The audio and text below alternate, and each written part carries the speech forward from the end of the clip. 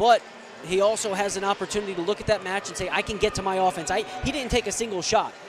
So Lewan is going to have to get to his offense early if he wants to compete with the top-level guys. And now, the match we've been waiting for. 133, Ragusin and Foley. And I mentioned this to you in the open. The most important thing for Rayvon Foley is weathering the storm in period number 1. And a quick takedown already for Dylan Ragusin.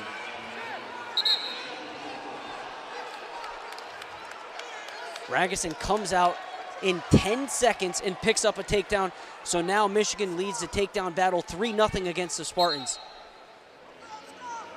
And in speaking with Coach Bourmet, he was frank with me. He said, I expect us to win the first 5 matches of this duel.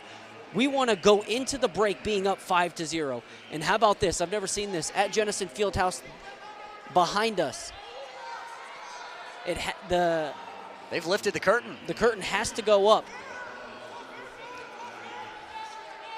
Foley trying to find any sort of ground. Ragusin controlling the first minute of this match here at 133.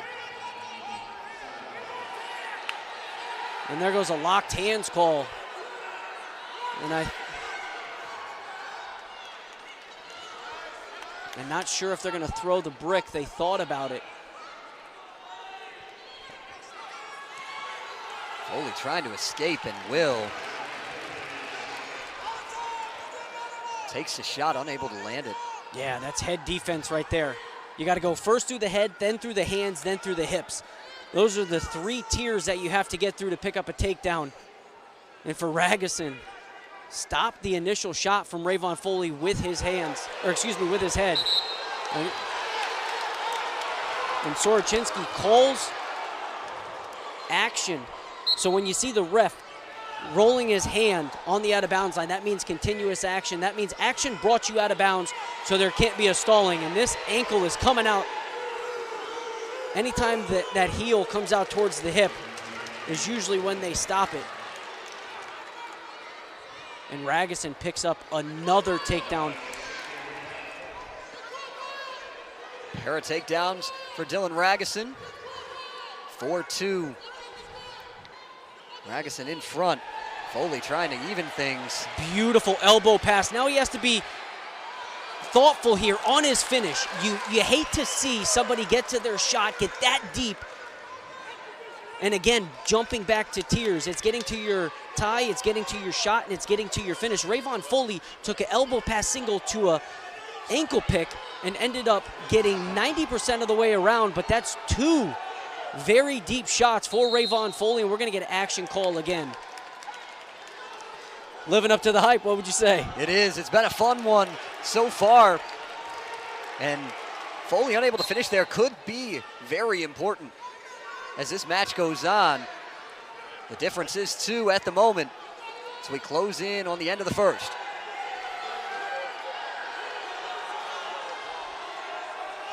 Both of these guys electric. And so while it's closing down in time, you never know what you can see.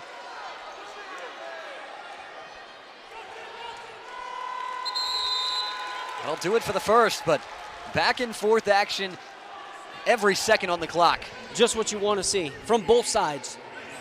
You look at Ragusin picking up a pair of takedowns. You look at Rayvon Foley getting to a pair of shots. This is going to be one to remember here in Jennison Fieldhouse as Rayvon Foley starts period number 2 in the down position. The rubber match between these two split last season. And now he has to be thoughtful. And a takedown there for Foley. Has him in front. And now you're starting to see the pressure from Rayvon Foley getting to Dylan Ragusin. Anytime you see the head and the hips on the mat, you're going to see Matt Soroczynski right here hit him with stalling. Spartan side sure wants it. As Rayvon Foley looks to get to a chicken wing on that left side.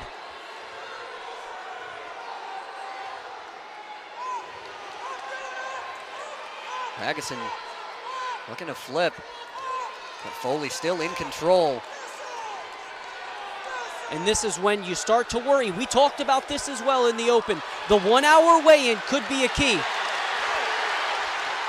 Spartan crowd wanted a call there and didn't get it.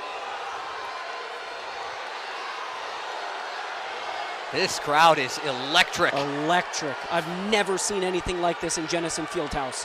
This is why you hire Roger Chandler.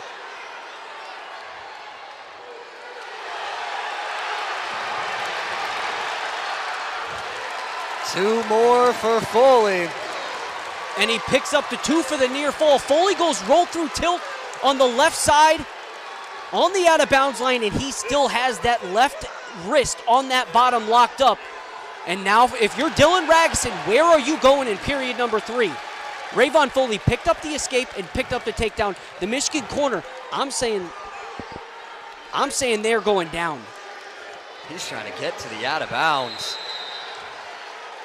And there goes a second stall call. Ragusin couldn't even see there. First back to the center. He looked rattled, looked like his vision was being blocked. And look at the corner for the Michigan State Spartans. Every single one of their wrestlers, whether they're wrestling tonight or not, this is where you dig deep.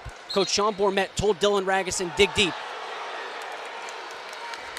And if you're Dylan Ragusin, this is what you have to do here, is look at yourself in the mirror and ask yourself, how do you want to be remembered? They're going neutral here. They're not going to go down. They're going neutral. Rayvon Foley just broke Dylan Ragusin in period number 2. What does Ragusin have left in him? And keep in mind, he's been hit for stalling.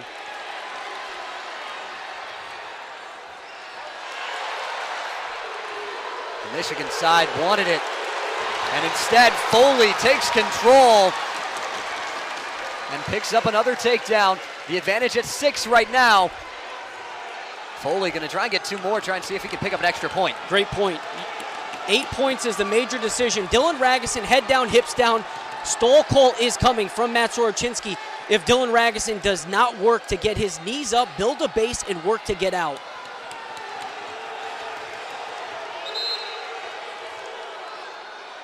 And riding time is no longer a factor. 56 seconds. And I'll tell you who benefits from this most. Jordan Hamden, who's coming up next at 141, is looking at this, seeing what Rayvon Foley is doing right now to Dylan Ragusin. But this is what the Michigan State Spartans needed, because I will just be as clear as I can with you. When it comes to heavyweight and you look at Mason Parris versus Ryan Vasbinder, the one thing they know that is coming is bonus points for the Michigan State Spartans. You can't hide, or excuse me, for the Michigan Wolverines. You can't hide that. It would sure be a shocking result if anything else happened in that one. Where was Michigan State going to pick up bonus points? And I'll tell you what no one expected, for it to be here at 133 pounds. So Dylan Ragusin has 45 seconds to pick up an escape. And riding time in the advantage going to Foley right now, up at 1.5 minutes, still has a chance to get it to 2 minutes. If he stays on, a stall called there. And if Foley's able to hang on, I believe riding time should give him that extra point as well. That is true. 11-4, 8 is the difference, and they're going to want another stall call. Rayvon Foley just major decision Dylan Ragusin, and we're tied at 3 here in Jennison Fieldhouse. 4-3. On a major Excuse decision. me. Let's go. 4-3. Rayvon Foley, everyone. 12-4. Picks up the win at 133. And just like that, Michigan State in front. Chase Saldate and Will Lewan. A ranked matchup, Saldate number 23 and Will Lewan number 8. And this is one where you look at it and you say it's going to be 3-1, 3-2 on paper. And speaking with Coach Bourmet prior to this match, he said this is an opportunity for Will Lewan to separate himself from Chase Saldate. It shouldn't be a 1 or 2 point match heading into the third period. We shouldn't be only 1 takedown away from beating this guy. We should separate ourselves, and that's what I expect Will Lewan to do here in East Lansing tonight. But I'll tell you what, that's one of those things. Again, your wrestlers are listening. Fundamentally, when you look at Will Lewan, he is the most fundamentally sound wrestler in the country. He is a guy who wins the most close matches out of anybody else. Chase Saldate is going to have a hard time getting to the legs of Will Lewan. Will Lewan is not a guy who comes out here and is going to wow you with all these highlight moves. If you were making a highlight reel of Will Lewan, you'd be tough to find 10 highlights. Because the record sure looks good, though. But that's the thing about it, is he is a guy who wins the close matches. He is gritty, he is tough, and he understands position like nobody else in the country. I mean, just he has world-level success. He has Big Ten success. He has national success. And it's all because of his ability to stay in these close matches. He never gets flustered. Watch his face throughout this entire match. Watch his demeanor throughout this entire match. You're going to see the same Will Lewan that you saw in second one that you're going to see in minute 7. Neither of these guys able to gain an advantage. Saldate tried the shot there, but Lewan, as you mentioned, always ready. He's disciplined. And this is an uphill battle for Chase Saldate, trying to solve this puzzle. This is their fourth time wrestling. And although the score has got closer, it's been 3-1, 3-2, 7-2 in their matches, Will Lewan has really controlled. So this is a test for Chase Saldate, but this is what Saldate has to do, is he has to solve these puzzles where you have these tough wrestlers that you can't get through to their legs. How is Chase Saldate going to be able to score points? That's the question that he has to answer himself. And the talent is there for Saldate. Just has to try to find a way. Still no scoring yet, as we're in the final 30 seconds of this first period. Lewan going for it, unable to connect.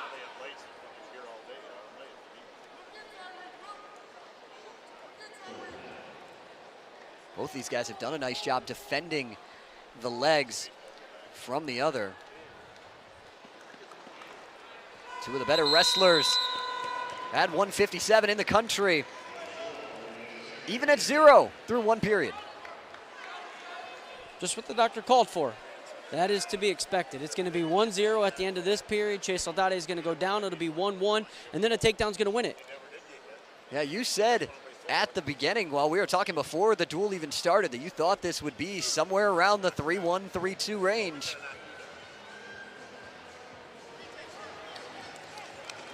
And Saldate will start down in this second period.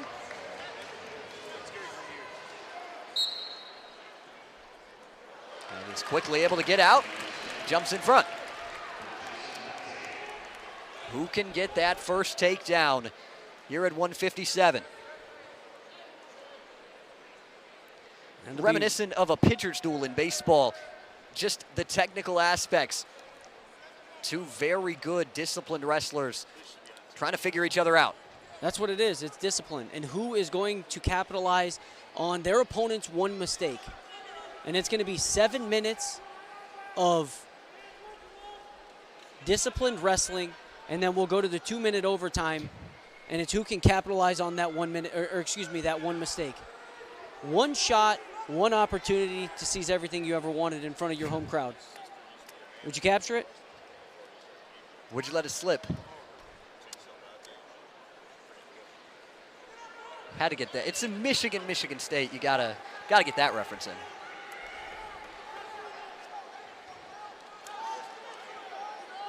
It's pretty much going just as you said, partner. It's been 1-0. Zoning in on the final minute of period number 2. And it's so hard. I don't understand how you approach this. I mean, I've been around the sport for, you hate to, that's one of those things where for so many years, it's just, it's something that you question because he's so good and he's so sound and he just stalks and he continues to move forward, and he never gets hit for stalling. He just stays in great position in the center of the mat. And you talk about these two back and forth. Riding time right now, 2 seconds. That's it. We're about to end the second period. So we're going to have Will Lewan go down in period number 3. Chase Saldate is great on top, though. Let's not take anything away from his top ability. Roger Chandler is going to look over and tell Chase Saldate, ride him out, but Will Lewan is going to come up to his feet. Chase Saldate is going to start on his left. He's going to come up, block off on his right side, pick up his 1 for the escape. Will Lewan comes up, blocks off on the right side. He was looking for it. Saldate hanging on for dear life right now, but he does get the escape. Even things at 1.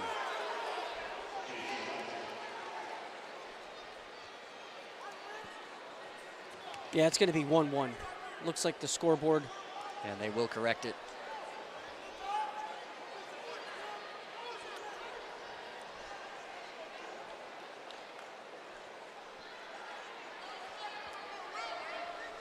Once again, even. Saldate and Lewan. And what's going to happen here is Will Lewan is going to start to pick up the pace of this match. Once it hits the 1 minute mark, you're going to start to see him work towards his shots, and Chase Saldate looks for a misdirection shot there as Will Lewan circles out to his left. Saldate trying to take control of it. It feels like Lewan has been setting the pace of this one so far. Saldate trying to change that into the final minute of this third period. And maybe that's what you have to do. Maybe that's how you have to approach it, is half shots. Rather than full attempts, making sure you stay in sound position, but shoot half shots and get the referee on your side to try and get a stall call against Will Lewan as Chase Saldate shoots a misdirection shot, starts on his left side, comes back to his right.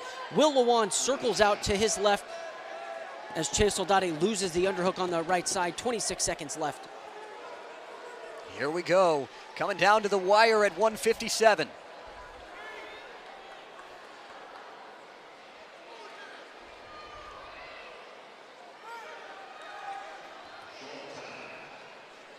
Under 10 seconds left. Will either take a shot or will they let it ride? Looks like they will ride this one out.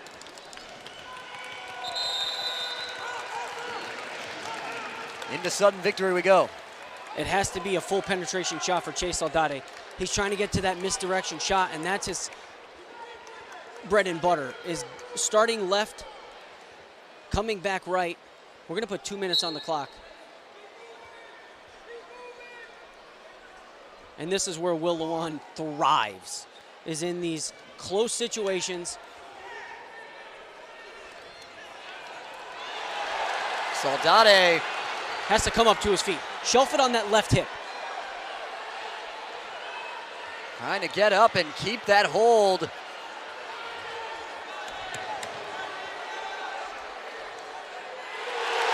And picks up the takedown. And that will do it. Chase Saldate firing up the crowd. Finally. An upset victory. At 1:57, Chase Saldate puts Michigan State right back in it heading to the break. And they needed that. A crowd of 4,900 at Jennison Fieldhouse on its feet. Thanks, Owen. 165, Caleb Fish, Cameron Amine. Here we go. Here we go. What a first half of the duel. Michigan leads in the takedown department 9-5. But it's only 11-7 on the team score. Chase Saldate picking up a massive victory over Will Lewan. One that was not only much needed in the duel department, but also from an individual standpoint. The key for that duel was Chase Saldate working to his offense to his left. You clearly saw that Will Lewan lacks defensively from that left side. And he capitalized on his one opportunity. We talked about it the whole match. It was going to be 1-1. It was going to be one of those close bouts. And what did he do? Got to his offense early in that overtime period, picked up a takedown, and brought Jennison Fieldhouse to its feet. What did you say, 4,900? 4,900 people. They've lifted the curtain. There's people behind the edges behind us that are getting to view the action here in East Lansing. Big time crowd for the in-state rivalry. And it looks like Amine got something in his eye. Maybe got poked in the eye. That can't feel good.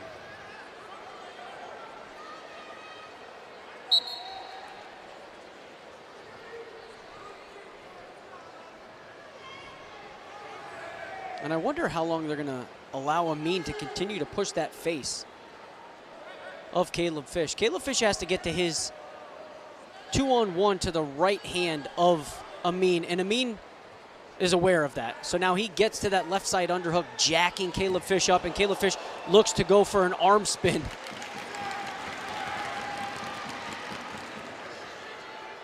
Both sides getting into it midway through the first period. Neither Fish nor Amine able to get anything on the board, but it feels like this one might be a little more high scoring than the last one, even though neither wrestler has been able to make their mark yet. Yeah, Caleb Fish is one of those guys. He has a unique set of tools, but he has to stay true to those. I mean, from a defensive standpoint, he has to stay fundamental. He has to hand fight, get to that 2-on-1. He has to control in his positions. And what that does is it tends to wear on you. Not in the first period. You're not going to see a lot of fatigue from Amine in the first period. The second period, Caleb Fish pulling on that head, trying to get to that 2-on-1. It's going to start to wear on your gas tank when period 2 and 3 rolls around. And Amine takes a shot. And now Fish gets to a shot attempt of his own, double underhooks. And best case scenario for Fish, give up the stall call, and that's what you're going to get. Great call from Matt Sorochinsky. The Michigan State coaching staff and the Michigan State corner don't like it, but I'll tell you what, you either give up the 6 points, the 2 for the takedown, 4 for the near fall, and the potential fall, or you give up the stall call. What are you taking? I think you'll take the stall call there if you're Caleb Fish. Amine had prime positioning thereafter. Fish tried to land that shot, couldn't finish it, and then found himself in a whole world of trouble. Yeah, not too many opportunities to get both hands locked on a leg and then your opponent get to a double underhook. So that just goes to show you how great Cam Amine is. Even through period number 1, still scoreless. Amine will start down to start the second period. Gonna try and get that escape and get up early.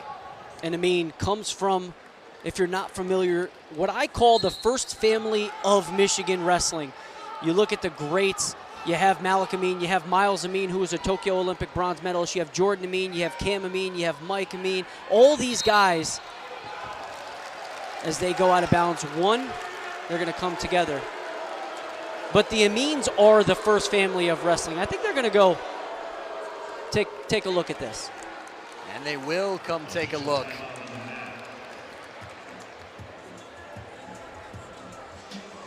Before deciding whether to grant the escape.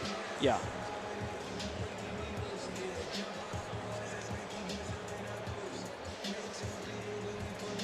We'll look at Caleb Fish. So here we get another look at it. Yeah, so Actually, Caleb this Fish. Is the, yes, right there. Yeah, that's close.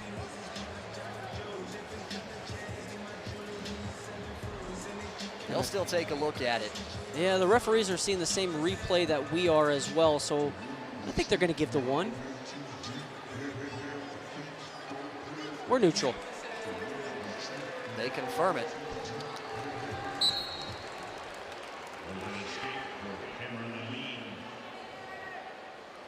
Amine picks up the escape. He's on top here in period number 2.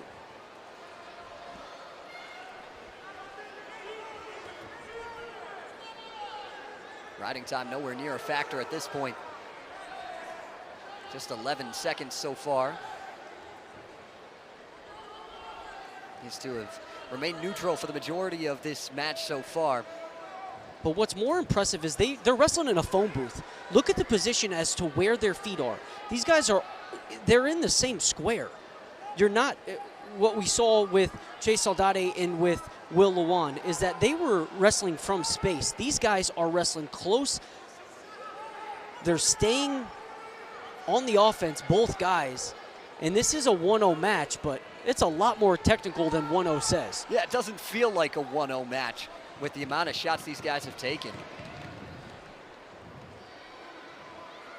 Amine trying to continue to control this second period. And Amine, this is where he strikes. Late in periods, 30 seconds left, coming from that DCC lineage, coached by, of course, the Michigan great Anthony Biondo, and then he got a right eye poke. It's the second eye poke we've seen.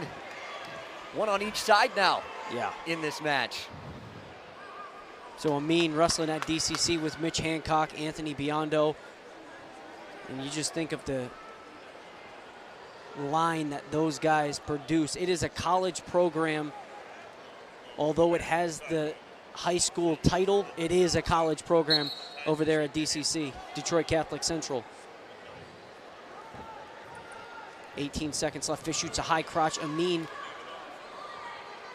after Amine's shot, so a re-attack for Caleb Fish as Amine looks to get to a front headlock off an underhook.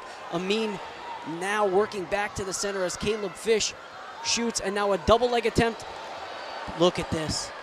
Able to escape it away. And 1-0 to the third.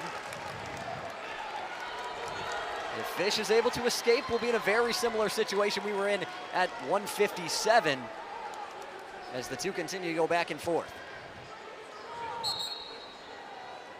And now Fish comes up, blocks off right side. Amine looking to return, Fish fighting hands, and they're gonna hit him with stalling.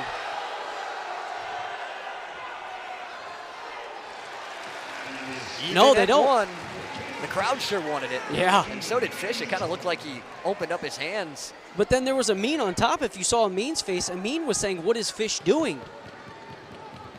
And now, once again, it becomes a one takedown battle.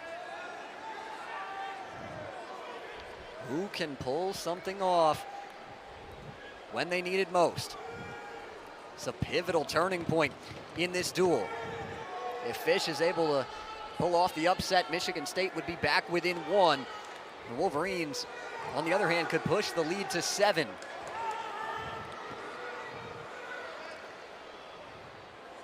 Riding time not a factor. 1-1, Fish and Amine.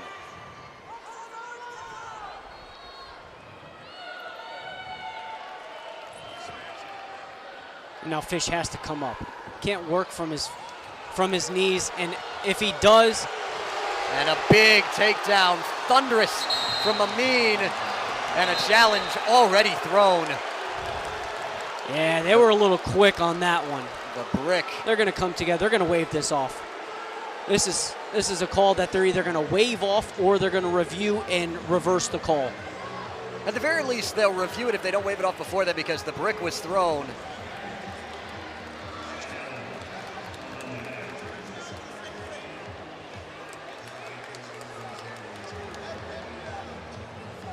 Roger Chandler wants to know, they just came and told him that we're going to look at take a look, but he wants his challenge back if they were going to take a look. But if they were going to take a look already, but he got an explanation that he seems satisfied with now. And goes over to his assistants and say, it's okay, we're all good. So you said you think that this is going to be overturned. Yeah. We'll see if we get another look at it. I mean, what it was it's a big call. Yeah, it was Caleb Fish shooting from his knees, and then Cameron Amine being in great position, circling around, but the question becomes is, I know people say that there is no reaction time, but you have to see. Watch this. It's going to go Granby roll, and there's no control there. Where do you see control? If anything, Caleb Fish should get the 2 points for the takedown right there. I mean, both ankles hooked. I think that maybe that's what Soroczynski's looking at. I mean, you saw how fast the challenge brick came in. It is confirmed. 2 takedown for Michigan. Call confirmed, and the crowd not happy. He said that the 2 hands were under. And that gives the points to Amine, and Caleb Fish now in need of a takedown. Gets the 1, so that's not going to do you anything. And now Cam Amine, hold on. Yeah, that's what he's going to do. He's going to hold position. That's what these guys do. They understand the importance of late matches. and holding great position, and that's what he's going to do. He's going to circle back to the out-of-bounds line just in case he gets in. He's going to hand fight tough, and just a gritty performance from Cam Amine. That's a good win. And he understands the importance of this win for the Michigan Wolverines. And that will do it.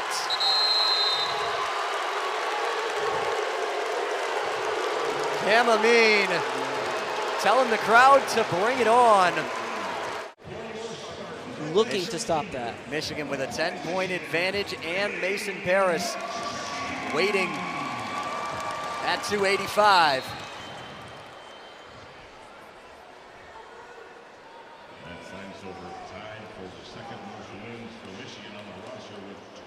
And what scares me about this match is Finesilver is a guy who can capitalize on an opportunity. Layne Malczewski is a guy who is not afraid to go to his back. But both of these guys have that unorthodox style where they're okay giving up points to get points. They are. Layne Malczewski, as well as Finesilver, so good at finishing off opponents. A lot of falls between these two.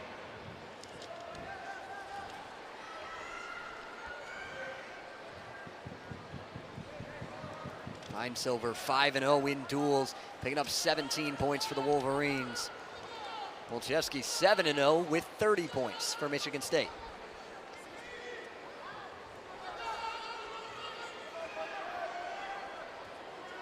Finesilver working on a front headlock here. Layne Malczewski has to pick a side, go 2 hands to 1, post it down to the mat, circle away, and make sure that you keep 1 hand down. Malczewski looks like he got poked in the eye again. Seen that a few times in the second half of this match. Goes a contact still on the mat. Oh, there is. There you go. Oh. They'll get it picked up. And what's the worst thing to see is you understand how dirty wrestling mats are. All sweaty guys with limited clothes on, only in spandex, wrestling, and then you take a contact lens, it falls out, and most of these wrestlers are just put it back in. Layne Malczewski gets to a low-level single, comes up through the middle, looking to split it. Finesilver pinching those knees. It's going to be a stalemate call here. Layne Malczewski has to be tactical with this finish. I can't see it, but it looks like that right arm is trapped. And they will whistle the stalemate. Looked like Malczewski had good position, but nothing comes of it. Final minute of this first period. These two still going at it. Finesilver, good positioning.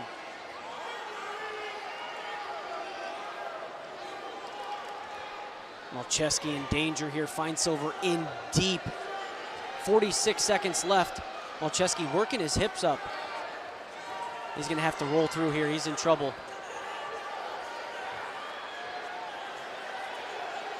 And there you see the hook. Takedown for Finesilver. And now cradles for Malczewski has to be the #1 focus. Is being aware that that cradle can come from anywhere from Finesilver as he's working on this Troy Letter-esque crab ride. Look at that, the former Lehigh NCAA champion made famous. That crab ride and the chin cup. But Malczewski Able to get the escape, and we will head to the second period, 2-1. Finesilver in front at 184.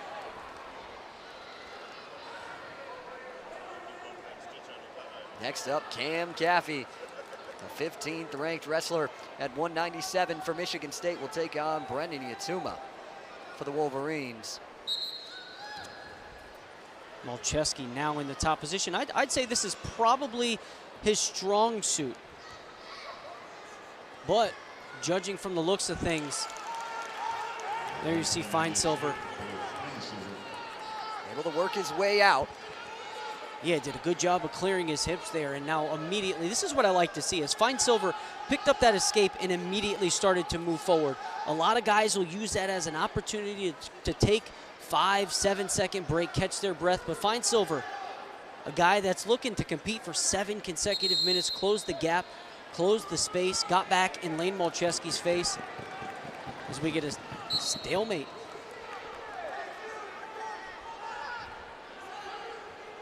Both of these wrestlers undefeated coming into tonight's duel. Finesilver on a low single. Malczewski, let's see what the adjustment is. Looking for an ankle. He finds what looks like to be that bottom left ankle and now comes back to the right.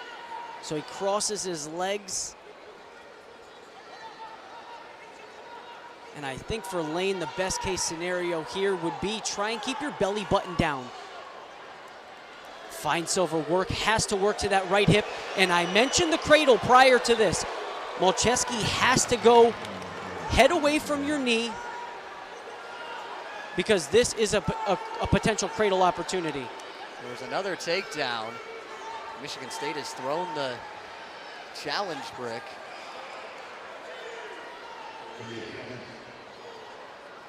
And he does have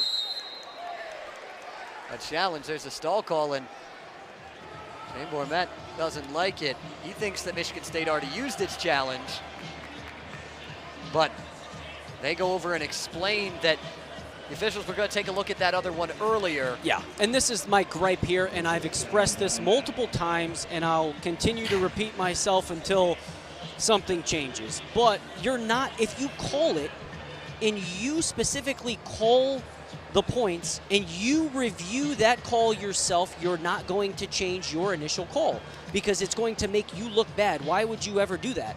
This is where a third party comes into play.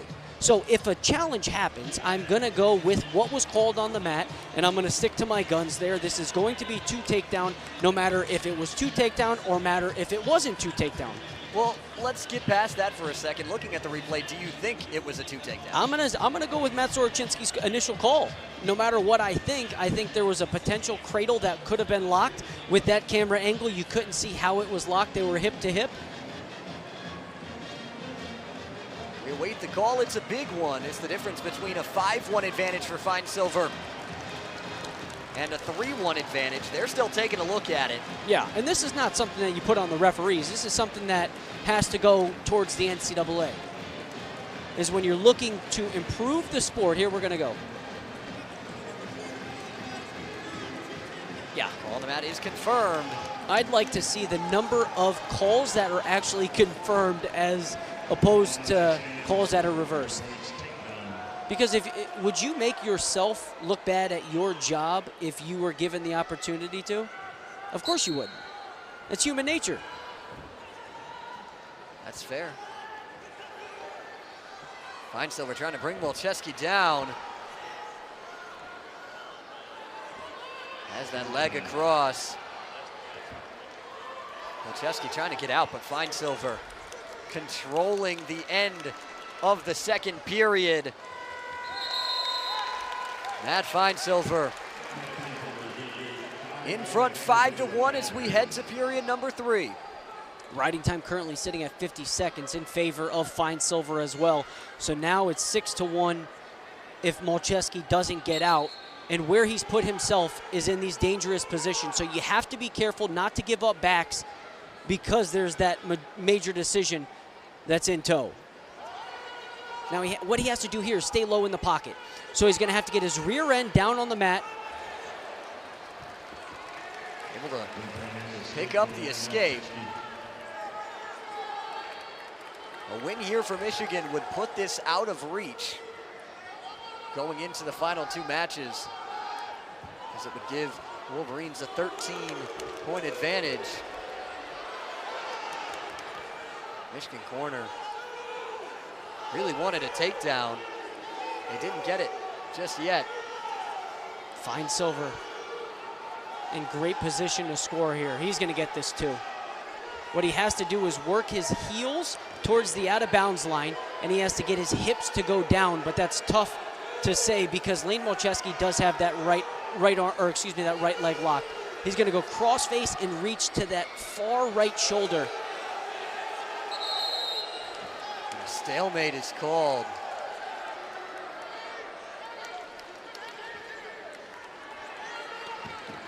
5-2 after the escape from Malczewski. We mentioned that Malczewski is electric, but he's going to have to go, and I think you see that right there. Yeah. And the quote coming from Roger Chandler earlier this week was, "I don't care if you're wrestling Layne Malczewski in a one-point match with 20 seconds left, there's always the potential of the fall." And now we're nearing the 20-second mark. Well, and we talked about not wanting to give up a major decision in bonus points, but for Michigan State, it doesn't matter. In this, you have to win this match if you want a chance. Malczewski has to find a way, and it's going to be really tough for him to do so. As we get down under 10 seconds, 2-point takedown, but a reversal, and that will do it. Matt Finesilver picks up a 9-4. Wait a second. Maybe not. I think he called too near fall there. It's going to be really close as they try to discuss this one. No, he couldn't have called two. He didn't. No, he did. It's 10-4. With riding time going to be 11-4.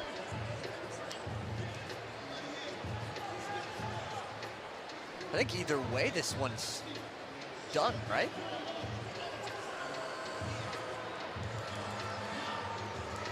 Let's see.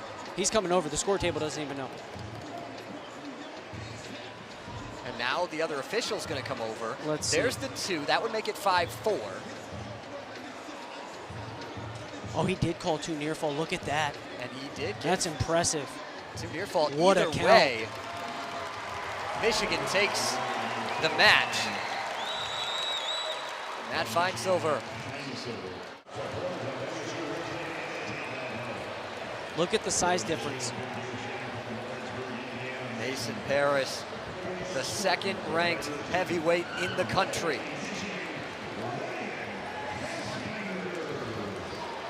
Has been the definition of dominance this season. 5-0 in duels. Vasbinder knows he has to watch a dump from Mason Parris. So Mason Parris is going to shoot a swing single, keep the arm, put Vasbinder to his back. That's what Vasbinder has to be aware of. Mason Parris 15-0 overall. Vasbinder 13-6. And a big takedown from Parris, trying to flip over Vasbinder. Vasbinder trying to stay alive. He is in trouble. And once again, we got and blood from Vasbinder. But a dominant 40 seconds to start things for Parris. Yeah. He's one of those guys who we've mentioned the success that you've seen on the world level at the age group. You had Peyton Amania win a world bronze medal. You had Will Lewan win a world title. In Mason Parris, who you're seeing here at 285 pounds, picked up one of the most memorable wins that I've seen against the Islamic Republic of Iran when he beat Amir Hussein Zari, who was a Tokyo Olympic bronze medalist and 2021 world champion. So Mason Parris pinned him in the opening period. So again, a guy who has world level success is Mason Parris. Unable to hold on to Vasbinder, earns the escape.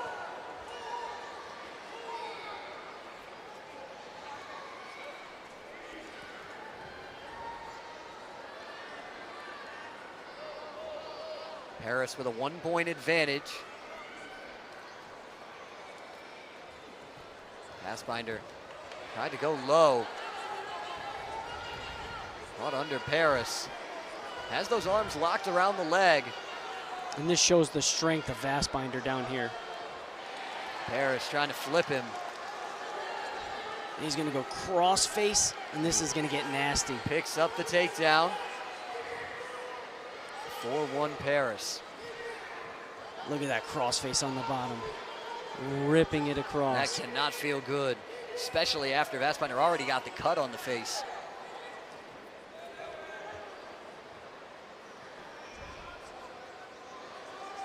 Parris controlling, trying to flip Vasbinder.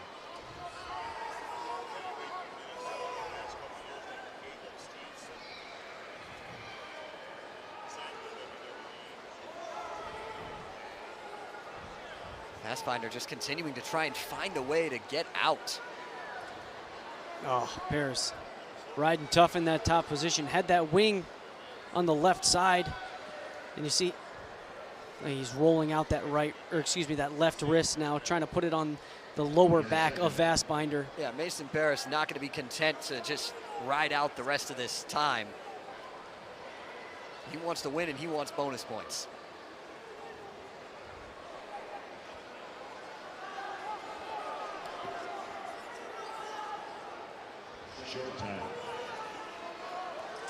Short time left. Vasbinder has to keep his chest high. You see his chin is coming up. And that's putting a lot of pressure on that shoulder, but that's what you have to do. And he was feeling it. You can see it on his face. 4-1 advantage for Parris through period number 1. And a lot of people, I mean, I don't know what the consensus is from around the country in terms of an international perspective, but when you look at Mason Parris in the landscape, you're going to have Greg Kirkfleet, of course, but without Gable Steveson, the defending Olympic champion for the United States. Mason Parris, Greg Kirkfleet, you got guys like Tony Cassiope, Hayden Zillmer, and of course Nick Gwiazdowski, who's on the latter half of his career. But Mason Parris is a guy who you could see in Paris at the Paris Olympic Games come 2024. I'd say at this point it's either going to be Zillmer, Mason Parris, or Greg Kirkfleet. Vasbinder trying to spin around, and he's in trouble. Parris, can he finish it off? Vasbinder A lot of able fight to escape it, but 4 points going to Mason Parris. It's 10-1. A lot of fight from Vasbinder, though. You have to like what you, as a Michigan State teammate, coach, supporter, whoever you are, you have to like the fight coming from Ryan Vasbinder. But they're going to put 6 on the board for the Michigan Wolverines. Mason Parris, another pin. His 9th of the season. And the Michigan Wolverines come into East Lansing in front of a packed out house and pick up a dominant 25-10 victory.